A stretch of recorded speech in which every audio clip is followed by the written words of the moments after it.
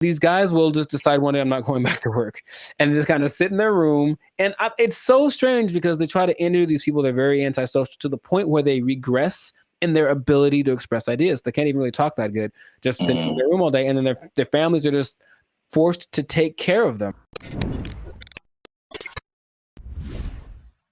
What's going on, everybody? I'm Jericho. This is Zap, and we are the now six-time international award winner talking about Bio Bandit Future. We make clean, fun music that we make clean, fun music that everyone can listen to with a sound that's uniquely Californian. And you are right now here in the present time tuned into the Life Circus podcast. So we talk about things that are interesting, funny, and just straight up ridiculous. So before we get into it, there was a huge favor. Make sure to like, subscribe, share, comment. I keep doing that backwards. But anyway, share this video with at least 2 people that think that being an adult is really hard, man. So the adulting thing has gotten so, I guess, talked about that it's like we kind of accept it as just being an adult's hard, it's part of life, move on. But there's a whole lot of people that have decided to take an interesting approach to this adulting thing. So I have one specific example from Japan and one from the US. So in Japan, there exists this thing called the Hikikimori. Okay? And it's basically a bunch of people, and by a bunch I mean about 1.5 million people, that decided that being adults is way too hard. I'm just never going to go outside again. And so they don't. They just stay at home, they live with their parents, and they either play video games or even better, they just do nothing. They do nothing and they stay at home. And some people have been there from anywhere from 6 months to like 3-4 years. It got worse during the pandemic, but the idea is that they're afraid that these people aren't ever going to become functioning members of society. And the numbers keep going up of these hikikomori, are, shut-ins. And I read this one case where a guy basically like people are abandoning their families. So I mean, like that's why it gets really bad. So you are the breadwinner for your family. You're a guy in Japanese society. You typically are the guy who works. The woman doesn't work. You have kids. These guys will just decide one day I'm not going back to work, and just kind of sit in their room. And it's so strange because they try to interview these people. They're very antisocial to the point where they regress in their ability to express ideas. They can't even really talk that good, just sitting in their room all day. And then their families are just forced to take care of them, right?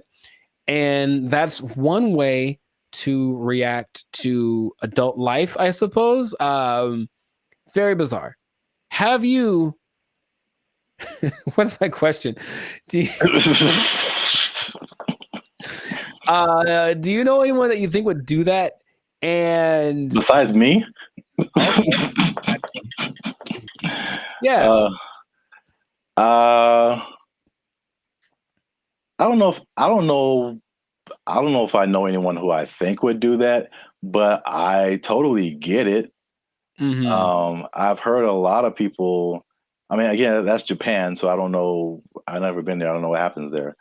But in the U.S., at least, there's been a substantial growing frustration with people and their jobs. And again, 2020 kind of like poured fuel on that fire big time, where like a lot of people just didn't go back to work, or they just kind of, are in some kind of alternative situation now, or they're just more like reclusive, I guess, more just trying to just do what they want to do outside of just working. But then there's also I've heard about men in particular. I don't know if the Japanese thing, I'll be interested to see what the ratio is of men to women. All of the people that I saw that were interviewed were men. Yeah. Because I've heard that about men, what they call here, checking out of society. And it's a lot of like the video game culture too. Sure. Yeah. Where that's just like what you do. And they just find more enjoyment, fulfillment in doing that, as opposed to like doing other quote unquote normal things in society. And it's again, I don't know anybody like that, but I totally understand it because I've I think we've all had times where like you have to go to work and you just like I don't want to do that. Yeah. Not today, devil. Yeah. PlayStation looking real good right now. Yes. Yeah, I think we've all been there. But and this on a societal level, I know I've been to Japan. I know they're kind of isolated already. Just in general, they don't really speak to each other in the streets so much. They don't have what we consider affection. They do, but it's just not quite as physical outward like we have it. But it's like, okay, now I'm sure I'm not gonna name any names, but I have a couple of relatives that have been doing that for a long time. Like they would just be in their rooms, and I mean adults like in their 30s, and now they're in their 50s, and they're still just in their room. They don't work, and the family takes care of them. And it's like, okay, so that's one way to approach this. And I don't know what the prime cause of it is, but from a couple of the people that were interviewed in this Japanese video about the people in Japan, it's just that they had this image of what adulthood would be. They got to it and they're like, oh, this is nothing like I thought. And they just couldn't put it together. They couldn't just.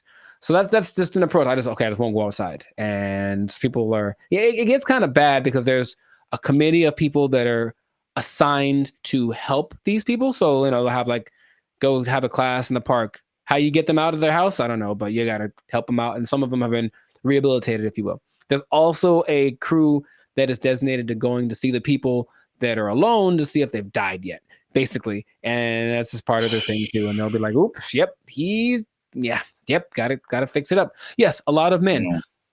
In America, I think what is a more prevalent thing that isn't quite so morbid, kind of sounds cool, is going off grid and just being like, okay, I'm done with this. I'm just going to live someplace else. So my dad is a great man, and he's been fascinated with this place called Slab City for a long time in like the desert over in California. It's hot there, man. I went there. Yeah, a year or two ago. And so a year or two ago, I decided to take my dad just so you could see it. He could say he's been there. And it's just, if I can paint the picture, it's just I don't know when it started, but it's just a bunch of people living in these makeshift houses, campers converted into houses, whatever. I don't think they're relatively close to an actual town. So there's still like police, and if something bad happens, they can get medical care. But they're far enough off that they don't have like, connection to running water, and the government doesn't seem to care or bother them too much. But it's a few hundred people that are living out there, and a lot of them have actually become popular thanks to YouTube. So there's a lot of people that have YouTube channels from out there getting donations and whatnot. But I went there. Very nice people. They have a hotel. You can stay there if you want. They have a library. But most of the time, the people just occupy themselves with what you consider being more like natural, like living off the land, growing stuff, projects, construction. They have this big, it's not like a museum, but it's like a big structure that someone built. And you can go, oh, look at the big thing. And that's another approach. I heard another place in Michigan that's the same. So another approach is I just won't deal with the laws, and I'll just go someplace else where they don't apply anymore. Would that be something? So what is that? Is Slab City like an actual city? Like legally? I would say no. I don't think you could look it up on a map. You just have to kind of know that it's to the north of, I don't remember the name of the city. It's a small place. And that part of California is very spaced out. There's not a lot of people there. It was kind of already for people that wanted to be away from everything. There's literally nothing there. But this place specifically is called Slab City because it's just a put together ramshack kind of a situation. And they have like people that run it. So it's an informal, not a mayor, but there's like community leaders, if you will. And it's just a whole vibe there. I remember I walked and some guy was like just hammering something, and there was no rhyme or reason of what he was doing, but he was hammering a thing into a thing, and he had a lot of things, and he was just doing it. And I was like, all right. And I walked up and I gave him a case of beer, and I talk to the guy who plays the guitar, and this guy just sits there and plays guitar all day. And they seem very nice. And I didn't get much of their story, but they had been there for a long time. And they're like, yeah, society's not what it's come out to be. They made their own and they like the way it works better. So that's another way to deal with it, I suppose. But you got to deal with the heat. I think every one of these places is very inhospitable in general. So you got to make it work or just not go outside for certain parts of the year because it gets really bad out there. Yeah. Straight up desert. Yeah. Yeah, like I said before, I totally get it. And then I was just thinking about like just throughout history, there's like there's been so many variations of like what life is supposed to be like and what adulthood is supposed to be like and what do you do all day and we've just gotten, at least in America again, it's like the Industrial Revolution changed a lot of like our habits as a population, and it's kind of steered everyone into, factories and 9-to-5 jobs and where we spend so much time working. I think we're probably we have one of the longest work days of several countries. Yeah. And and what you're quote unquote supposed to do, go to college and marry this person and learn how to do this so that you can buy a house and then get a mortgage and do this. And it's like, well, there's a cycle of, yeah. And it's very like cookie cutter. I feel like if I definitely looking back, there's some things I think I would definitely have done different or not have done, just to like march to the beat of my own drum a little bit. I think I would have been happier because of it. I don't think I can totally check out like that, but I can at least like vacation like that for sure. Yeah, those people are definitely very happy. Much. They have good community, have little get together every Friday. They play music and hang out and drink and whatever. But yeah, they're just happier. So it's like you can define what your success is or what makes you happy. But these people have decided I don't need all the glitz and glamour. I don't need to go to a 5-star restaurant to feel good about myself. I can just hang out in the desert with my cactus buddies and be vibing. And really, it was a very like every place has like their own vibe. And when I got there, I was like, this is cool. This is cool. There was the guy over there standing on his van, yelling at everyone with a bullhorn about how you're going to go to hell. He was fun. And then, I still think about him to this day. And then, there was like the little curator lady. I think she was like senile.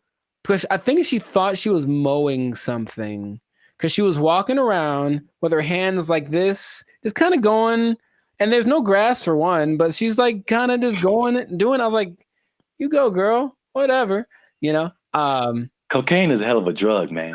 I mean, she was moving too slow for that, but you know what I mean? I think that she was in a good place, and that's cool to see. So it's just another option for people to have a different, outcome with their life. So, that's just an interesting way people live. So, I see both sides of it. I mean, it's last thing is I know we run out of time. But like, I guess the devil's advocate, or just like the other side of it, is just like, well, what does it mean to be a contributing member of society? And so like, if nobody's working and nobody's doing anything, like, somebody needs to do something for like this whole thing to function. Yeah. So there's that aspect of it too, for sure. I think they figured out what they have to do to survive, because of course none of them could just do it by themselves. But some people have little gardens, some people cook stuff. I think they have I wasn't gonna go, but they do have a restaurant. I don't know what's on the menu, but I'm pretty sure it's a little exotic, maybe a little crunchier than it should be. I don't know. I didn't want to find out what the restaurant was like, but a society is an interesting entity because it does have to have certain things in place to work. There has to be people that are in charge of certain things, and people have to do things. Otherwise, it's just like, the one person living on an island. If you want to do that, you can do that. And that is an option. I've heard of people doing that, but I don't think that's quite as common as people that actually get together and say, we'll be in our society. Just the big old thing is too much. So let's just make our own little pocket and then work with that. And I ain't mad at them. Do your thing, Slab City. Yeah. It's right out there. If you want to go ahead. Give that desert life a try. Mad Max style, Mm-hmm. I think that is it for us. Another episode in the books, another successful episode of the Lives of Circus podcast. So yeah, please leave a comment. Let us know what you think. Would you go off grid? Would you just shut yourself off and be a recluse for the rest of your life if life got a little too rough? Or what are some other ways you think that people can react to adulthood and the reality that it is? So yeah, let us know about that. And then it's interesting. If you're an adult, you pretty much have to have a job, man. What? You do?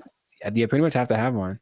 Man, that's crazy. I know. And the bad part is what happens if that job becomes if it's taken away from you. They can't take my job. I can't take it. I won't let them. They took our jobs.